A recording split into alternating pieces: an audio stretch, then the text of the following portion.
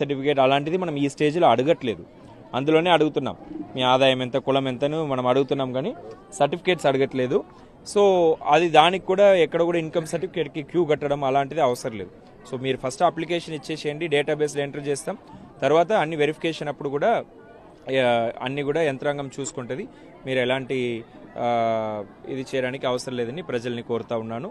ఈ స్వర్ణ అవకాశాన్ని మీరు అందరు కూడా వినియోగించుకొని దరఖాస్తుల్ని సమర్పించవలసిందిగా కోరుతున్నాను.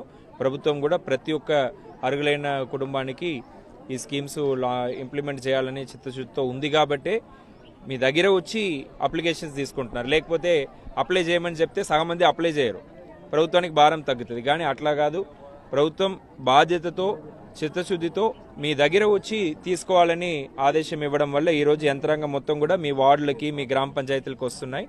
ఈ అవకాశాన్ని మీరు సద్వినియోగం చేసుకోవాలని కోరుతున్నాను.